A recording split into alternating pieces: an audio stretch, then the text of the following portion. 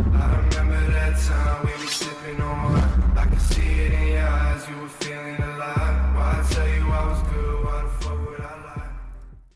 Bonjour à tous, c'est Carbone. Aujourd'hui on se retrouve pour une petite vidéo 8 astuces sur Rocket League, comment être un pro ou comment jouer comme un pro, on va dire, avec différentes astuces. Que je parle un peu de mon vécu, de ce que j'ai utilisé, tout ce qui m'ont fait progresser. En tout cas je vais essayer de vous le faire apprendre. Et tout de suite on va commencer avec la première astuce. Alors, le jump rapide. Alors le jump rapide c'est tout simplement pour faire un jump simple. Moi j'ai fait ça un jump simple, c'est tout simplement ça. T'appuies une fois sur point et t'envoies la balle en l'air quoi, avec du boost. Puis après t'as le dash quoi. T'as le dash qui vient après. Moi, un jump rapide, tout simplement, si tu fais les calculs, en gros, tu fais ça, et ouais, quand je vais en l'air, tu vois, ça prend énormément de temps. Tu vois, pour être plus rapide pour aller en l'air, en gros, ça donne ça. C'est déjà beaucoup plus rapide. Alors, comment réaliser tout simplement ce jump rapide? Alors, tout simplement, il faut appuyer une fois sur croix, lever la voiture et rappuyer sur croix.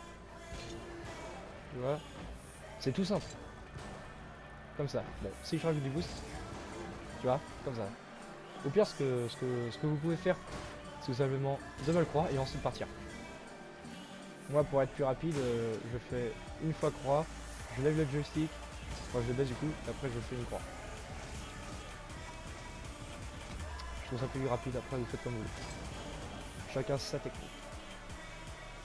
On va passer donc au numéro 2, et le numéro 2, c'est le cancel dash.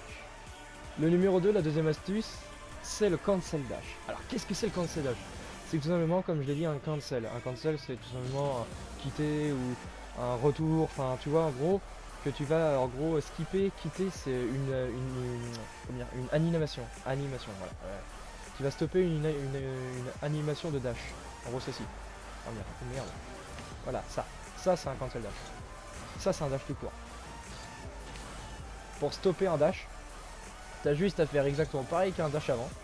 Sauf que pile au moment où tu vas faire le dash, enfin, dire que tu vas appuyer sur croix pour faire par exemple ceci là, deux fois, tu vas l'appuyer, en fait, tu vas appuyer deux fois sur croix et puis tu vas faire ton dash quoi, et ensuite tu remets ton joystick en arrière.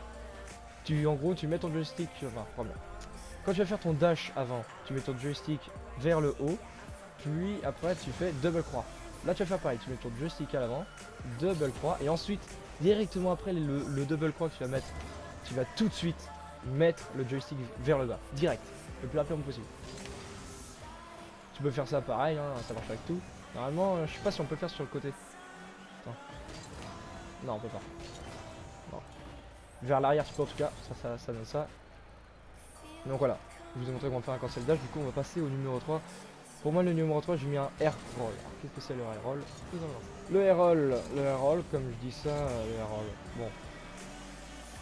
Pour faire plus simple, le air roll, c'est seulement, je pense que je vais mettre aérienne, je pense dans le tuto. Enfin, en gros, c'est l'art, en gros, de gérer sa voiture. Tu vois là, par exemple, là, ce que je suis en train de faire, les sortes de spin, ou seulement les spins comme ça, et ben, c'est avec le air roll.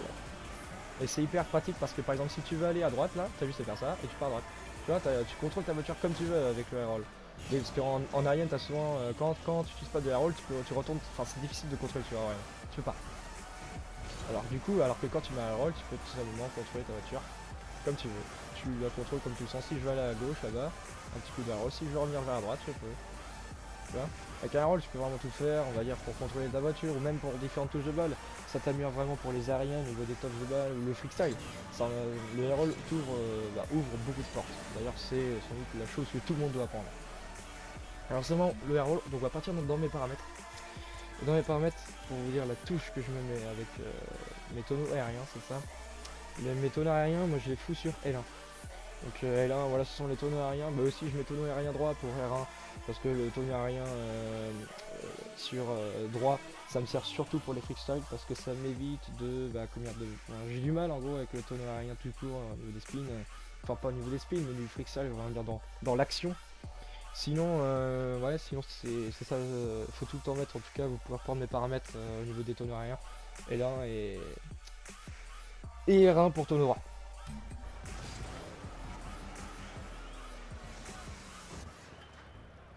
Voilà, donc on a fini pour cette troisième, donc là on va partir sur la quatrième qui est les dérapages. Numéro 4, les dérapages. Les dérapages, il y a beaucoup de personnes qui ne les utilisent pas, mais pourtant c'est quelque chose d'extrêmement utile. Les dérapages, ça va consister par exemple, voilà, comment dire, pour faire un dribble. Par exemple, quand tu veux juste faire des cuillères ou je sais pas quoi, par exemple, tu veux te retourner et faire un. Tu vois, tu veux faire un 180, un 360, c'est hyper simple avec avec tout ça. Si par exemple, voilà, tu veux faire ça, hop là, un petit dribble, c'est beaucoup plus fluide. C'est de la fluidité en fait que tu vas rajouter en fait dans ton jeu. Par exemple, si tu vas aller tourner à gauche, c'est beaucoup plus rapide que faire ça. Regarde. Là, ton cercle il est hyper grand, mais bah même si tu t'arrêtes un peu, tu vois, ton cercle il est hyper grand alors que si je fais ça, c'est beaucoup plus rapide. Tu te retournes beaucoup plus rapidement et pour les touches de balle, par exemple, si tu veux faire comme je t'ai montré des dribbles, c'est beaucoup plus simple. Les dribbles généralement, enfin regarde, les dérapages, je les utilise souvent, comme on est quand je veux changer de direction, je les utilise. Allez, sans te mentir, je les utilise tout le temps. C'est rare que je les utilise pas, par exemple quand je change de direction, je les utilise pratiquement tout le temps. Ça permet d'être ultra rapide et ultra nerveux. Ça rajoute de la nervosité dans ton gameplay. Après, moi, je vais vous montrer dans mes paramètres. Parce qu'il y a beaucoup de gens qui laissent sur carré, mais c'est une erreur. Moi, je trouve que c'est une erreur. Donc, moi, je mets tout le temps, pour la touche, pour déraper, moi, je mets tout le temps L1. Voilà. Parce que c'est quelque chose que je me suis rendu compte quand, par exemple, je termine, par exemple, je suis sur un mur. D'ailleurs, tout à l'heure, on va parler tout simplement du turn. Moi, j'appelle ça un turn. Bon, je comprenais pas après comment on appelle je sais pas comment les gens appellent cette manipulation de se retourner rapidement. Mais je fais ça un turn. Et quand tu arrives tout simplement du backboard et que tu veux le descendre pour retourner au sol, j'utilise souvent, comment dire, je vais sauter, je vais mettre ma voiture à plat, donc je vais devoir appuyer sur L1 pour, avec du tonnerre pour qu'elle soit droite, et ensuite je vais devoir appuyer, comment dire, souvent des fois j'appuie sur le dérapage pour changer de direction en même temps. Du coup ça se fait que je suis toujours, en gros je suis tout le temps appuyé sur le L1. C'est beaucoup plus rapide que si j'appuie sur carré. En gros, si je fais ça, et là, changement de direction, c'est beaucoup plus rapide. Je suis tout le temps appuyé sur L1 en fait. Là, je suis sur L1 et là, et hop là encore. En numéro 5, on se retrouve sur les turns. Un turn, c'est quelque chose que, franchement, en toute honnêteté, ça va te. C'est un gain de temps hyper. Comment dire, c'est un gain de temps conséquent, je trouve. Par exemple, si par exemple, tu as une balle qui arrive très très forte. Par exemple, de la cage qui est juste devant de ma bagnole et de la cage qui est derrière là-bas. Oh, tac, t'es très rapide. T'es très rapide. Au lieu de faire comme tout le monde, par exemple, si je reprends le même cas de figure, faire ça. Tu vois, t'es beaucoup plus rapide qu'une personne qui va devoir faire un dérapage et qui repart en arrière. Là, t'es 2 fois plus rapide. Tac, tac, ça part clairement. C'est encore de la fluidité, de la nervosité, et un gain. Enfin, c'est toujours un gain de temps que tu vas gagner. Donc c'est toujours bon à prendre. Alors comment qu'on réalise ce turn? D'abord tu as un cancel dash. Alors comme ceci, un cancel dash, comme je vous l'ai montré au début du tuto. Un petit cancel. Ensuite à cela, moi j'utilise le tonneau aérien droit. J'utilise, voilà, que j'appuie qu'une seule fois. Voilà. Après, vous pouvez faire pareil avec tonneau aérien tout court, voilà, sans que ce soit droit ou de gauche. Là, tout simplement vous allez devoir faire ça. Voilà. Ensuite, vous allez rajouter un tonnerre aérien tout en gardant le joystick collé tout simplement au cancel. Tu vois, ça donne ça en gros. Si je le fais hyper lent, ça donne ça. Tu vois. Ça, je le fais lent encore. Je sais pas si vous voyez vraiment comment je fais. En gros, je rajoute en gros comme un demi-spin sur mon cancel dash arrière. C'est tout simple. Après, voilà, c'est un coup de main à prendre. Et si tu veux le faire hyper rapide. Après tu rajoutes du boost à la fin si tu veux vraiment partir vite. En gros le F-Dash ça va consister à faire ça. Ça je le fais en le loupant, en vous montrant en gros ce que ça fait. Voilà. En gros tu inclines ta bagnole, tu fais ça. Et tu fais un dash côté. Avec, et c'est exactement ce que tu fais. Tu lèves ta voiture, tu fais ça. Tu fais un dash côté, opposé. C'est pareil à l'avant, c'est pareil à l'arrière, tu dois tout le temps faire un dash opposé quand tu fais ça. Voilà. Ça c'est quand j'ai absolument pas de timing. Si tu veux que je mette du timing, hop là, ça colle. Pareil dans le sens inverse. Pareil à l'avant. Bon bah ça j'ai fait à l'arrière, mais normalement, tu vois, ça le fait aussi à l'arrière.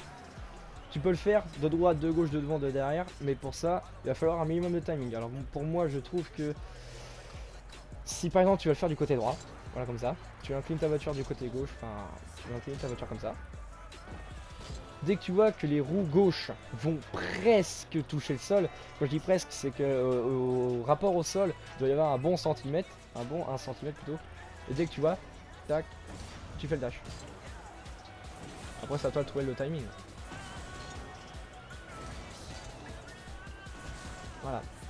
Je vous rappelle que si je ne fais pas, si je n'ai pas de timing, ça donne ça. Tu vois, c'est un dash côté, donc voilà. Alors, le wave dash est extrêmement utile, je trouve.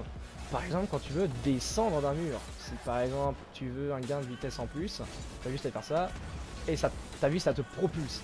Le wave dash va te propulser, alors que si tu descendais du mur classique, c'est pas vraiment un gain de vitesse en plus, tu gardes toujours ta vitesse. Alors que si tu fais ça, tu vois la vitesse que ça te propulse. Ça te propulse, le wave dash en fait est un gain de vitesse en plus que tu vas rajouter. Mais le wave dash est aussi très utile, je trouve, ma foi, pour les dribbles. Par exemple, je sais pas moi... Hop là, tu vois, tu fais ça, enfin toi trouver ton dribble.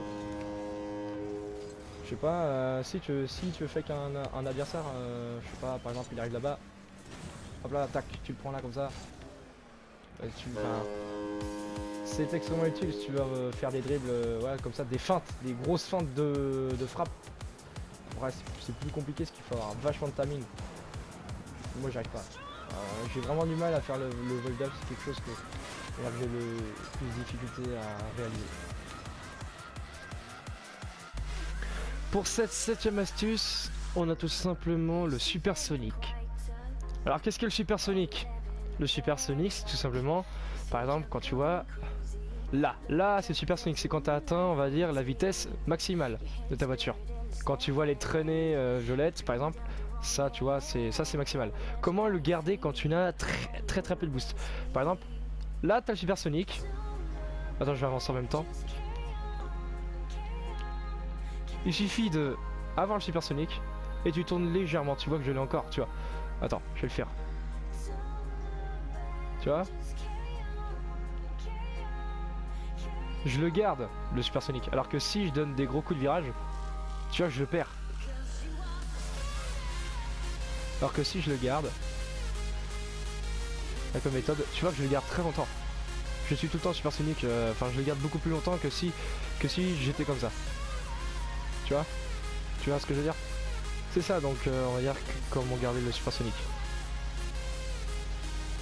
C'est en faisant des virages très fins, très doux. C'est comme ça que tu peux garder la vitesse.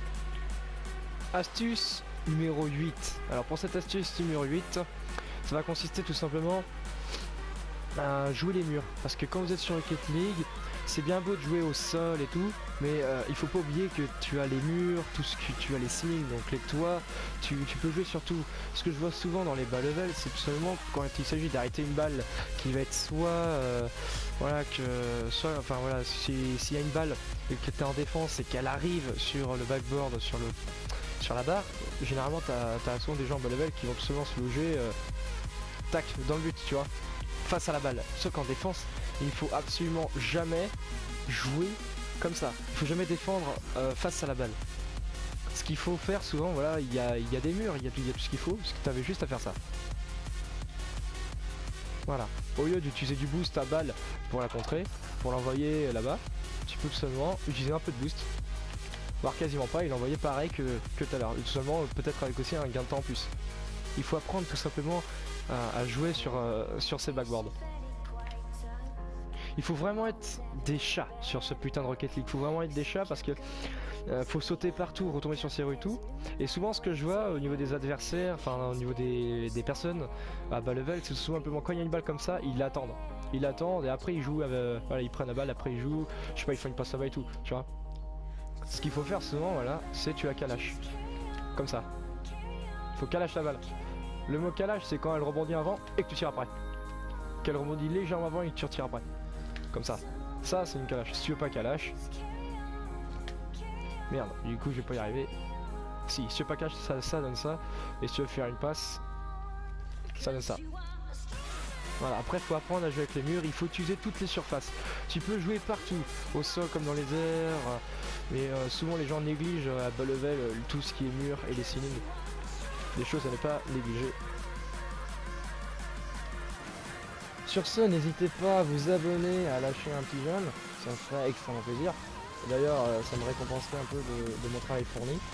Et donc, je vous souhaite à tous une agréable soirée, vous êtes en soirée, et à la prochaine.